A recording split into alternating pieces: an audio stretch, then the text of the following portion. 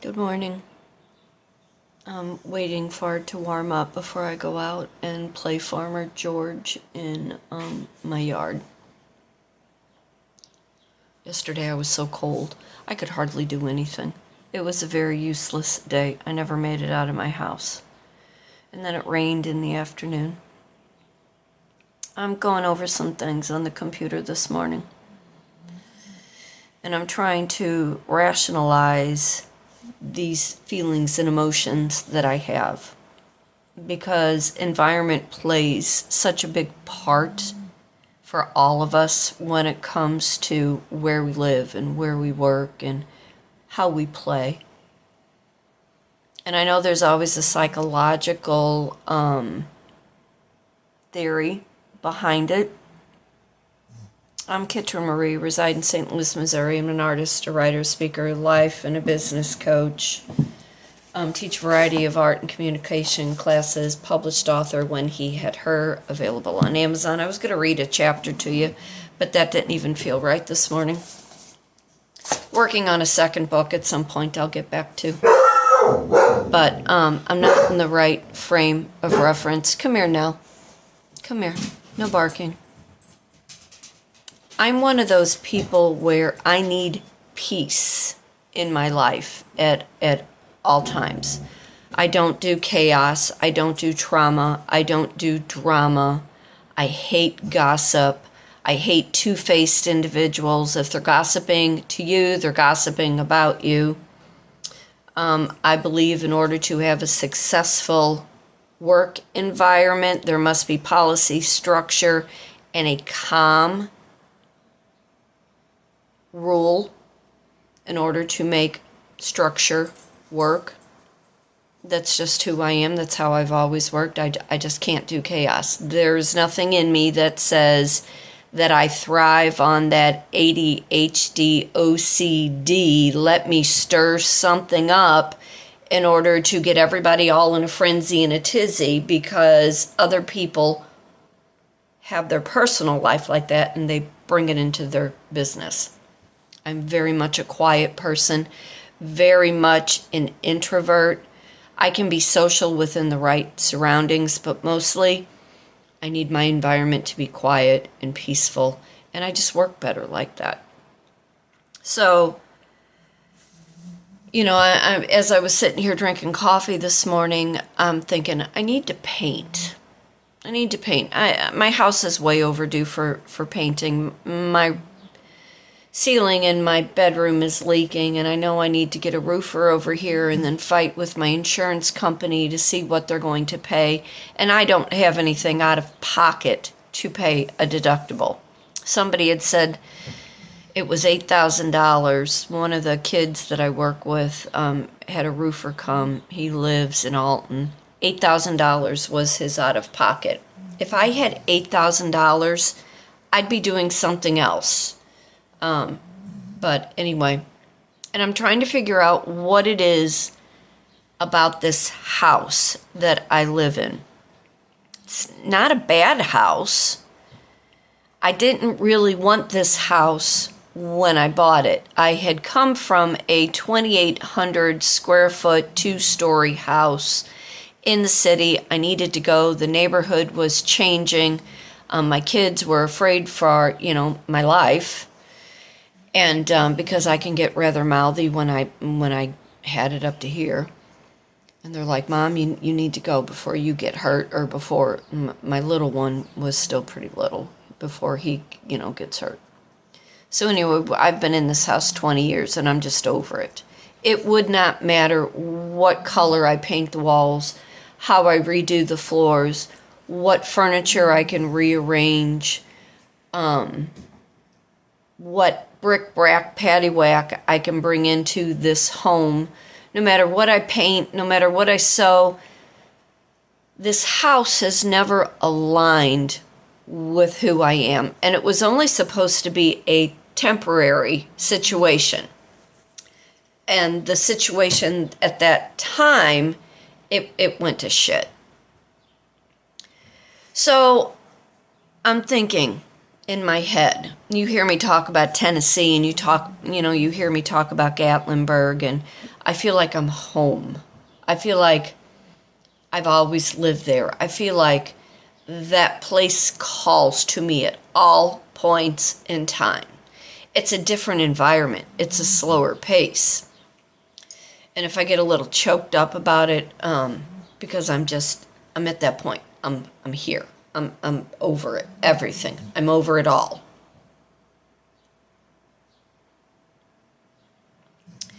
So also I was telling somebody, like where my sister lives. Now, I have not spoken to my sister in a few years, and I have no intentions of really ever speaking with her again. That's a whole other story that I won't get into at this particular time. But where she lives, and where she lives, it was just through happenstance, through a marriage that took her out of this area. And she lives in a very small town, a college town in Wisconsin.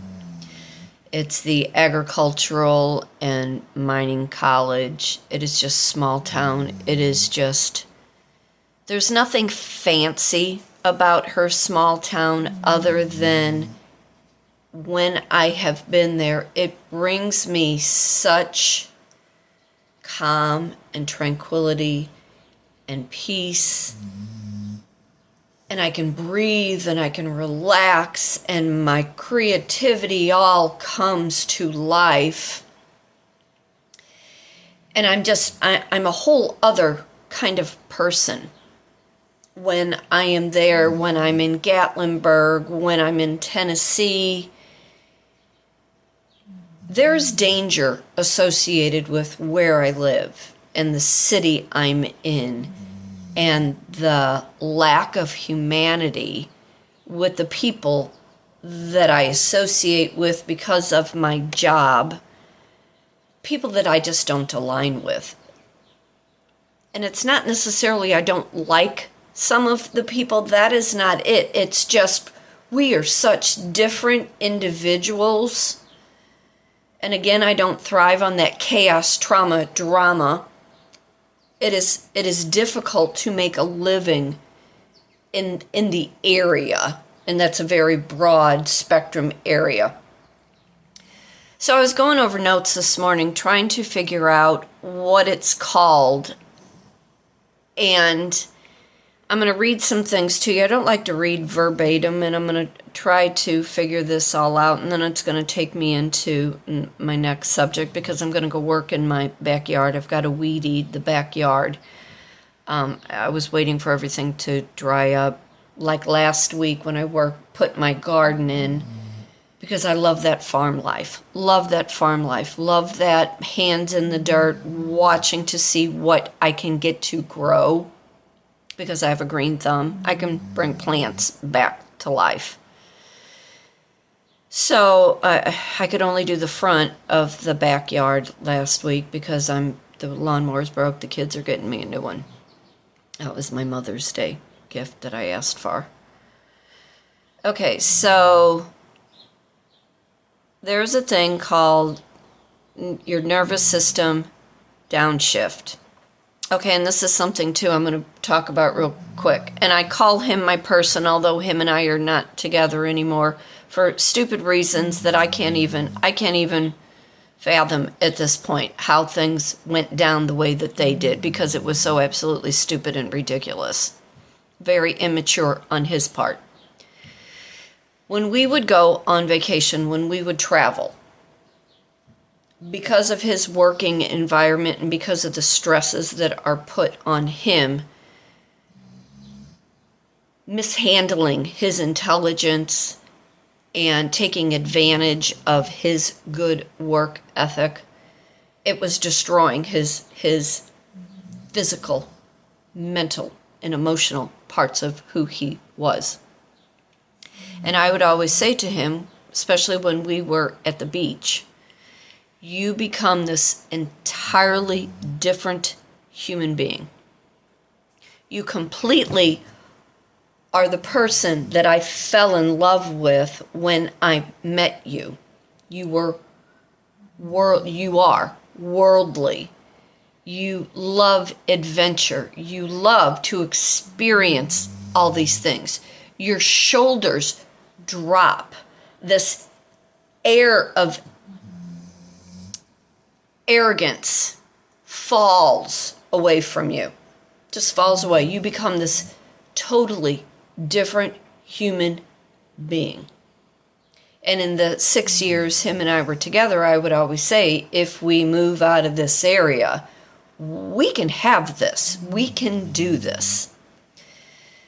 Anyway, so I'm going over all of these notes and all these things, because I did study psychology, and I know there is a psychology and there is theory behind anything and everything we do. And these are things I teach. When we're talking about putting a vision board together, talking about your environment and where you've been and where you want to go, and becoming more of who you are aligned with within your purpose. So your nervous system downshifts. These quieter towns, slower pace, the nature of people making eye contact, predictable surroundings, because here in St. Louis, nothing is predictable. And your body is signaled, you can breathe, you can relax. It is called the Polyvagal theory. Basically, your body normally is constantly scanning your surroundings, your environment, the people that you come in contact with. Your brain is asking you, is this environment calm? Is it chaotic? Do I need to stay alert? When your body is telling you, your brain is telling you, be alert, you are creating fight or flight. Is your environment, is your body reading like, is this environment surrounding circumstance, is it too busy? Is it too inconsistent? Is it too impersonal? Or is your energy rhythm, is it just off? Me personally, I am wired for coherent environments where people take care of their homes. They have a sense of order. There's a community where the people that you see, they say, hi, how are you? And they are genuine about who they are and who you are. They want to know who you are. And although I do love being alone, if I'm out walking my dog, I don't want to have to be afraid. This is called environmental coherence, where your brain can predict what surrounds you. Prediction equals safety. Safety equals calm. If your current area feels disjointed, neglected, unpredictable, your system stays in low-level vigilance, even if nothing bad is happening. Me personally, because you always hear me talk about Gatlinburg, there's trees, there's open space, there's visual depth. Have you ever stared at a mountain? We always say, the faith of a mustard seed, and, when you were so confident and you were so strong about who you are and what your belief system is, and you say, mountain, move. When you were in Gatlinburg and you were staring at the mountains, those mountains aren't moving. They are structurally sound, giving a sense of peace in God's country. So the trees, the open space, the visual depth, the less noise, that taps into Biophillia hypothesis, where those types of individuals are wired to relax in natural environments. My particular body, my particular sense, I'm home. I like it there. My body literally functions better there. Now, because I'm already drawn to land, space to teach, a slower rhythm, and something that I can build upon, because that is just who I am. So you put somebody who is who they are in an environment and a circumstance that promotes that. So my system says, yes, this is the direction. This is where I want to go. This is how I want to be. So coming back then to this, I am so disconnected to the environment that I am made to live in. So I'm not imagining it, and I'm not being overly sensitive, and I'm not reacting to bad energy in like a woo-woo kind of sense, but it's a mismatch between my nervous system, my values, and my environment. So wanting to escape, you will hear me say, I want to leave this house, I want to leave this area. I'm looking for regulation. I'm looking for alignment. I'm looking for a sense of belonging. I'm looking for purpose in my environment, where I have no purpose in the environment where I'm lending my hand. There is no purpose. I'm a body on a floor to keep doors open so people can continue with their paychecks. And I'm very well aware of that. So I'm trying to retrain my own mind, and it's like, instead of saying I need to get out of here, which I need to get out of here, I want to get out of here. There's no reason to be here other than financially I cannot do it. I'm looking for an environment that says, let me go somewhere where I can breathe. Let me go somewhere where I can drop my shoulders and I don't have to worry about how I'm going to survive. Because when you are in fight or flight, most of all of your life, you get to a point where you're like, when does it end? When does it stop? So I'm looking for quiet. I'm looking for nature. I'm looking for maintained surroundings. I'm looking for community presence. I'm looking for a slower pace. That is my personal blueprint. Do you know your personal blueprint? Can you recognize your personal blueprint? My instinct to move isn't wrong. I just need to learn to be more strategic and not reactive.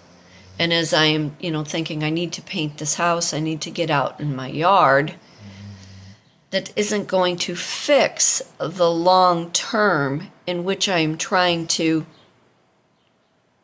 achieve. So if I had land, quiet, and beauty, it would be my ideal place. And what I would do in that day-to-day space would allow me to be more creative. Which then brings me to, how many ideas have you had in your life? Now, mind you, I life coach through putting a vision board together, teaching. Even when, I'm mentoring women who want to start side hustles, lean out of that 9 to 5. How many times have you had ideas? You have all kinds of ideas, and you write all these things down. Here's an example.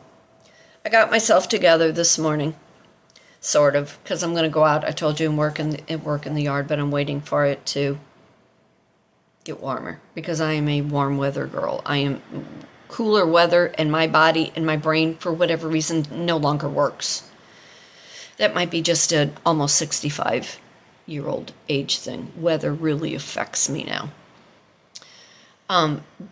So I made coffee, threw myself together, took care of the dogs, and I'm thinking I could get my tripod, all up the one that follows me, and I could take you along on an everyday thing. And then I thought, that's just too much work. I don't want to do that. There's something, I can think all these things, but when it comes to activating all of these ideas, because it doesn't align in this house, in this space. Then I tried to put on some false eyelashes this morning. I didn't do it because I couldn't do it. Fingernails doesn't work. My eyes do weird things. I'm histamine intolerant. I've always been that. And I'm laughing. And I'm thinking, if I had my tripod up and I could be showing people what not to do when putting false eyelashes on, And I'm like, no, that's too much work too, and I don't want to do that. And although I was laughing, hysterically, and it takes a lot for me to laugh that kind of hysterically, I'm like, no, can't do it. And then I thought, okay, well, I could make another pot of coffee. On Sunday, I always make myself breakfast. Let's take that tripod and do all that. Follow me along, make the coffee, make my favorite breakfast, my tortilla, my eggs, my cheese. I don't have bacon, but I think I have sausage and my spinach, and fry it all up, and some butter. And I'm like, no. And then I'm thinking, okay, I am going to go to the yard, and I am going to weed eat, which I will get real angry about while I'm weeding because I don't have the correct tools. So on and so forth. I'm like, it's too much. I can think of all these things I need to do in order to content create, because content creating, it's all it is you are kind of storytelling through actual visual movement. People are seeing how you live your day in, day out, and oftentimes people compare their lives to what other people do. It's just how we are wired as human beings. So, what I am describing in a psychology term, it is called activation paralysis and nervous system override. And because my nervous system is already on shutdown, hence yesterday why I did nothing, which really makes me angry because it's wasted day. It's burning daylight where I could have been doing something, but I couldn't get my brain to activate all the ideas that I have. And I know a lot of you are in that same position. Oh, I could do this or I could do that, and I got this list and I really should go there. So I'm going to read this, because if you can relate, let me know. And I do talk about this in my business coaching class. Your mind generates the idea. That's your creative, visionary side. It's the strong and very active part in who you are. The moment you move to act upon the idea, your nervous system steps in and says, hold on, is this safe? Is it really safe? Is this too much? Do we have the energy? Do we have the broadband to manage these tasks? Then everything sort of stalls and fog sets in, fatigue, avoidance, and even subtle shutdown. Now I'm already in shutdown. It's closely tied to what psychology calls executive dysfunction. In my case, it's not about inability, it's about protection and depletion, because there's nothing left. I cannot do what I need to do in this environment or the environment that I'm working at outside of. And where I like to come home and have this be my homeostasis and my predictable environment, it no longer feels safe. So, given all that information, being exhausted, depleted, drained, it makes it even worse, because your system, who's going through the same thing, is rejecting the idea, and rejecting it is the cost of execution. So instead of saying, why can't I follow through, it's more accurate to say, my system doesn't believe we have the capacity to carry this out right now. There's also a second layer to this that I don't want you to ignore, because I need you to see the whole full picture, not only for myself and the content creating part and the teaching part of what I do, but your own particular life. And because we are so inundated with information, as we start to see the full picture, it backfires, because your brain subconsciously calculates time, energy, risk, and inconsistency of income, which I have been living in that reality. So the bigger question is that you ask Can we sustain today?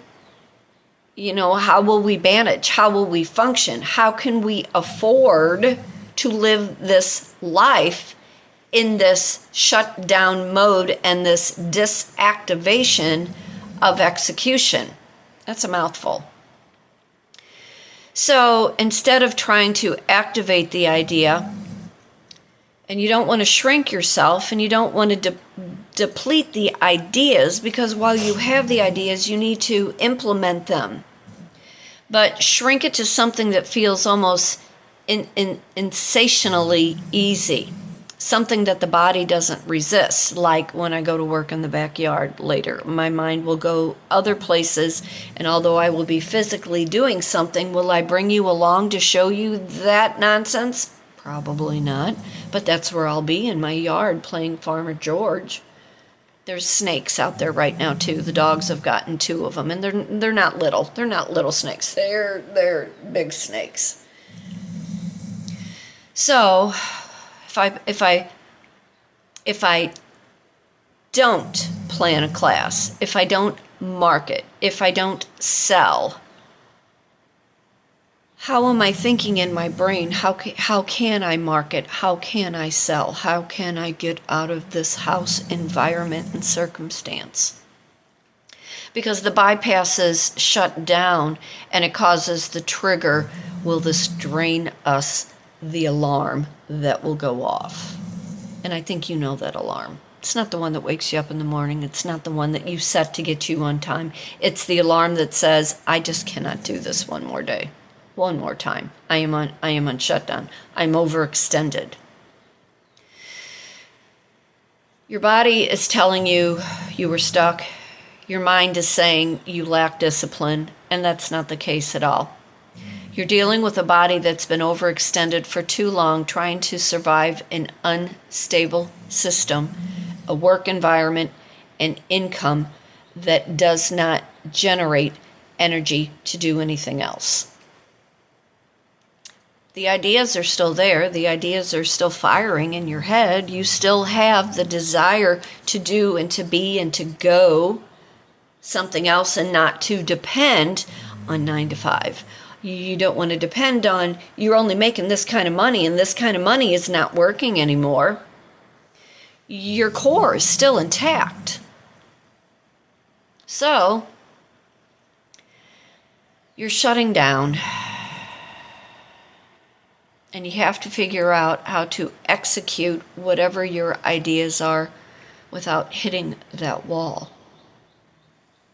And I think that's just it. I think it's naming it, claiming it, and understanding you hit the wall. So what are you going to do about it?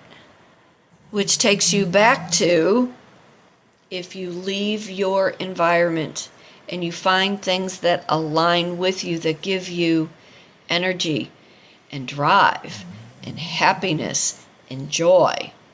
I don't have to be back to my outside gig till Tuesday. Today is Sunday. I'm already dreading it. Remember when you were a kid? You couldn't wait for Friday when you were in school. Couldn't wait till Friday. Saturday came. Those of us in a near generation, there were cartoons, and you played with your friends, and you had all Saturday to relax, and when the weather was nice, you played in the hose, you rode your bike, you went miles away. Your parents didn't care where you were or who you were with, just as long as you came home by the street lights, when they came on. Sunday morning, you got up and you probably went to church, maybe. You big family dinner, family would come over, you would do little things in the backyard, but then about 4 o'clock, 5 o'clock, you got that dread. Ugh, this is it. I have to go back to school tomorrow. As we got to be adults, our weekends have gone by too fast because you have crammed all of life, Monday through Friday, working for somebody else in somebody else's miserable existence and structure. Sunday night comes and you're like, fuck, I don't want to go back to Monday. The trauma, the drama, the chaos, and the dysfunction that your environment is making you live in, and the reasons why you want to escape. When I have always said, if you build a life you never need to escape from. You live in an environment where you can be conducive to your thoughts, your ideas, your creativity. You're never depleted and you're never stuck, and you're making money hand over fist. And there is money to be made. Do you know who, I'm going to kind of segue into something else. Do you know who Tyler and Tate is on TikTok?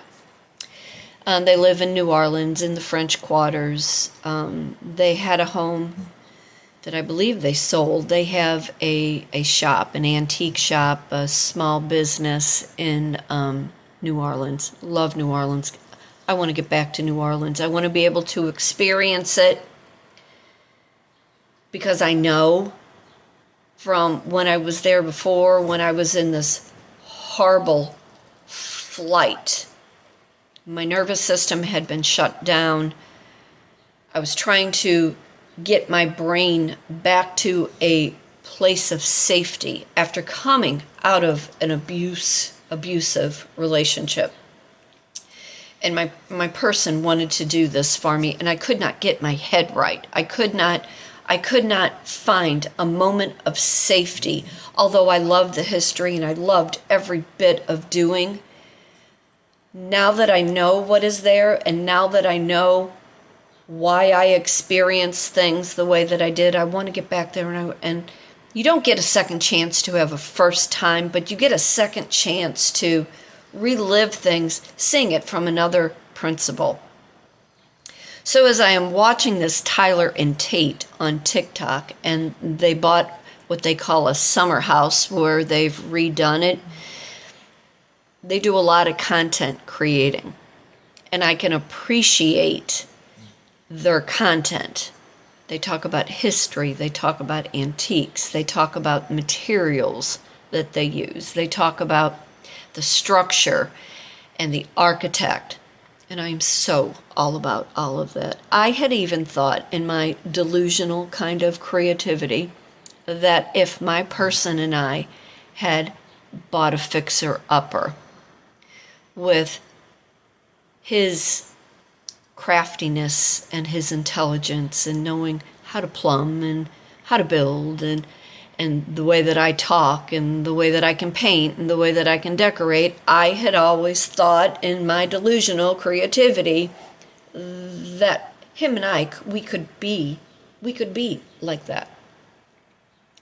So as you are looking at your life, as you are looking at what you know how to do, but you were in this deactivation stage, think about if you could align with an area, with land, with space, with mountains, whatever calls you home, to a place where you can breathe, a place where you can function, a place where you can just sit back and you can laugh and you can be the best version of yourself, knowing you don't have to be depleted. You don't have to be drained. You don't have to be exhausted.